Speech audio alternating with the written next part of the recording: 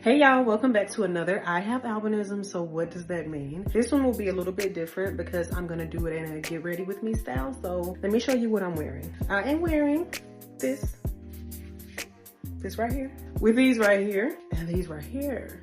And this right here. Let's talk about abnormal versus normal. For years, people always told us that we were abnormal. For so many of us, we walked around feeling less than and not really understanding our worth because we were told that we were an abnormality. We were told that there was something wrong with us. We were told that we were ugly, that we were unattractive, that nothing in our lives would go right because we were an albino or a person with albinism. When you grow up in environments like that, it's often easy to go ahead and kind of succumb to what everyone says about you. I can't put on lotion and talk to y'all, hold on. The impact that they have on those around them is real. That is why when I first started doing advocacy for no melanin on social media, I found it so interesting that there were so many people like my sisters and myself who shared in having stories of mistreatment and bullying. And even now, you still have it where people with albinism face many intense mental challenges simply because of the obscurity and the seclusion and all of those things that happen to us because we're born differently. That is why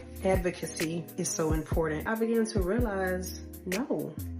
What's abnormal is you walking around making me feel like I'm not normal. You have to be abnormal. You have to be weird. You have to be some type of odd, weird person to even want to walk and make somebody else's day bad. You have to be insecure. You have to not really be confident. You have to hate yourself in some kind of way, because if you take out time in your day to pick at someone, to make fun of them, the way that they might talk or the way that they might walk or the way that they might sit or the fact that they have to use things to help them with their disability. They might be in a wheelchair. They may have to use a cane. They might have a leg that's amputated or an arm or a hand. And if you have to sit back and pick at them and talk about them and make them a conversational piece, then what does that say about you? You need to really figure out why you are this way. Are you ready to accept it? And then once you accept it, are you ready to do something different about it? As I told y'all a couple weeks ago, Genesis 1:31 says that after God created everything that he was going to create, he said that it was good. So my good and your good and someone else's good might not all look the same, but according to our maker's eyes, we are good. Okay, y'all, my shoes are done. I'm about to show you my outfit, but don't forget that June the 13th,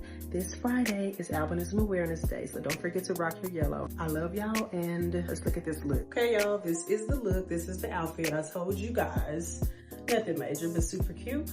As always, I will be back with another video. And in the meantime, don't forget that albinism rocks. All right, love y'all. Bye.